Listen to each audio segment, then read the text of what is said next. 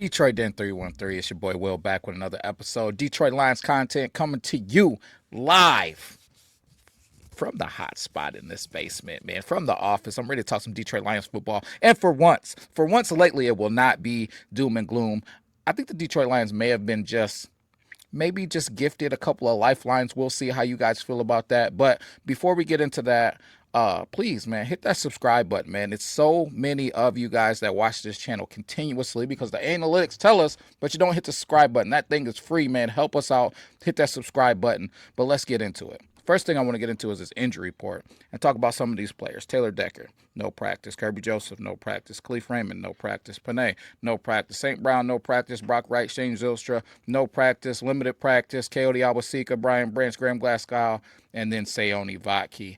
Uh, on this list, a huge name that stands out to me is Kirby Joseph. If you watched any of Steve and I's shows recently, I've talked about how I feel about Kirby Joseph missing from the Detroit Lions defense. I think some offenses have had success on the back end that they would not typically have if Kirby Joseph was out there. Harper did the best that he could by putting a band-aid on this thing, but Kirby Joseph is different. I think we all can agree with that. He's different. And I think that there would have been some more turnovers, interceptions, PBUs if Kirby Joseph was out there. I don't think as many quarterbacks would feel comfortable testing us down the field like they have been if Kirby Joseph was out there lurking, being an absolute ball hawk that he is. So hearing that he was at practice yesterday excited me only to bring me down a couple of notches when I heard he wasn't back out there today. And hearing that he was pretty frustrated after practice with the knee brace, wasn't comfortable. He still had some knee pain. Not good news, man. Not good news. So I'm fully expecting that Kirby Joseph will probably not be out there on Thursday night if he can't even put together a week of practice.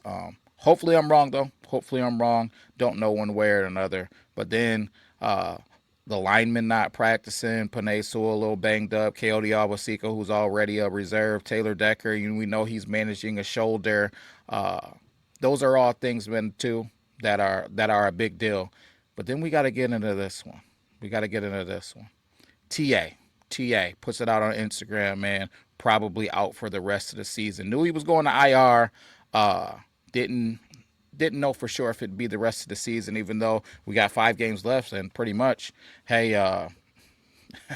IR is automatic 4, so that's pretty much the regular season right there. And unless we get our butts into that playoff run, it was pretty much the IR stint pretty much solidified it being the rest of the regular season anyways. And with hearing that he's going to have surgery, I wouldn't expect that would be a short time span anyway. So what will the Detroit Lions do there? Immediately, I'm going to say in the secondary, I feel like we're okay at the corner positions. I've said that before. Meek and DJ Reed are 2 solid guys, and then Rock Yassin, he's another one that I like back there. So I think in that secondary, from that standpoint, I think we're good on the outside, and then at the nickel position with those 3 guys, man. Brian Branch is somebody that I like at safety. I said it, and I'll stand on it. Harper is a nice reserve piece, but I don't love it as our starting safety for the remainder of the season. So I'm hoping that the Detroit Lions do something about that, but it yet remains to be seen. Yet remains to be seen. But there are some possibilities and some outside of the framework ideas that I have, and I'll get into that here in a second. But haven't got an opportunity to talk about Frank, and I want to hit on that real quick.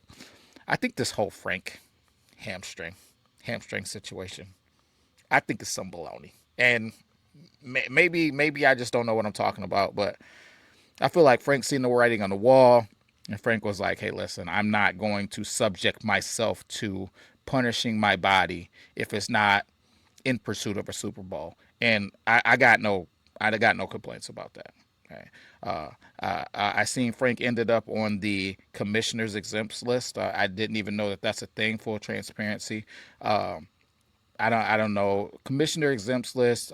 Back to the retired, unable to perform list. I don't know what that looks like moving forward. Can the hamstring heal and then we get him back? If we're in a playoff run, can he come? Well, I know he would be able to come back next season, but will he still entertain maybe coming back next season? Not sure what the future looks like for Frank, but the fact that he was interested makes me think we have not seen our last football game from Frank Radnell. Prayers up that I'm right on that. But the Detroit Lions could have potentially been thrown. Not one, but two lifelines today. The first one, it's not sexy, but Lincoln Tomlinson, man, waived by the Houston Texans, uh, lost his starting job at guard, but is still able to play some doggone football. This is a starting caliber guard, veteran guy, understands what it takes to start in the NFL at a minimum. Drafted by the Detroit Lions, already familiar with the city. I'm very interested in bringing him in, especially now that we've lost Frank Ragnow. Graham Glasgow's banged up. We lost Christian Mahogany. We need interior offensive line help. I think the Houston Texans waiving him could be Christmas coming early for us. Now, is this going to be world shattering? Is he going to come in and solve all our offensive line problems?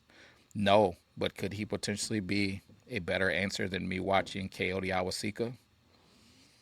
I'm at least going to take a look, is what I'm going to say. I'm at least going to take a look. That'll be something to see if the Detroit Lions make a move on it. Let me know how you feel about it. Do you feel like Laken Tomlinson could be something that was maybe maybe a Christmas coming early for the Detroit Lions, or maybe a early job Christmas gift? You know, everybody agreed to spend under $25, and everybody got themselves got each other a little bit of something, man. Because I think that could be something to look out for the Detroit Lions as a sneaky good move that Brad Holmes can make. And we all know he's a dollar menu guy. I think that's a dollar menu move. So, but the big one for me, talking about this secondary, is this came out earlier. Steelers, and they did it to make room for somebody that Steve and I talked about, Asante Samuel, right, who got popped up to the active roster. But Darius Big Play Slay has been waived or mutually parts ways with the Pittsburgh Steelers. Now, this move could be very, very sneaky good for the Detroit Lions because he doesn't have to come here and do heavy lifting. I know he's been a little bit banged up throughout the season here and there, but I think this is a dude who can still play some really good football. And is he somebody that we can put on the back end? Is he somebody, instead of it being Harper, I know he doesn't have a history of this, but he's smart. He has all of the skills that you need. I think of people who've made the transition from corner to safety. Rod Woodson, Charles Woodson are two guys that stand out in my mind immediately. Guys that, hey, if you can play corner, to me, if you can play corner, as long as you can tackle, you can play safety. Because to me, it's harder to line up man-to-man on a guy and strap him up. So, man, could we start to do some things on that back end if we get Slay in the building and would just add him to the secondary? Because Brad Holmes has said it, Coach Campbell has said it. The Detroit Lions don't take players as specific positions. They take them as football players. And I think Darius Slay can play the game of football. And if it's not Slay, we've already seen them kind of get experimental with Rock Yassin. So, how do you feel about that? Big Play Slay coming home, potentially ending his career where he started it, maybe going on a little run. Maybe we get hot because, man, I love ball hawks. And what Big Play Slay is a ball hawk. And on the thought process of him moving to the back end instead of Harper excites me, man. It really excites me. I think he would be a natural. I think it could be something that could really maybe give a little jolt to the Detroit Lions, man. And that's what we need, ultimately. We're going into a game Thursday night that is a must-win football game. You can say whatever you want, but we're fighting for a wild card position right now, and we got a lot of teams ahead of us. We do not want to lose a game to the Dallas Cowboys to put us back even further. We're going from it really being a way where we got to limp our way in to where if we lose this Thursday, we're going to be hoping for a Hail Mary and a prayer.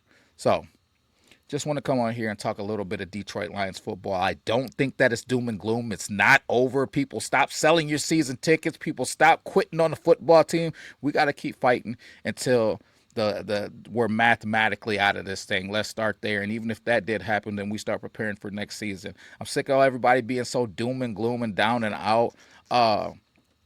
Coach Campbell talks about. We got the right guys here because they're wired the right way and they're going to fight to the end, and we got to fight to the end as the media and as fans. So, but let me know how you're feeling realistically. Are you interested in Laken Tomlinson? Are you interested in Darius Slay? Do you think the Detroit Lions still got a chance? Because I don't think it's over. It's not over till the Fat Boy sings, and I'm not singing yet. Me and Steve will be back with another one game day episode coming up probably Thursday morning. Stay tuned for that. Peace.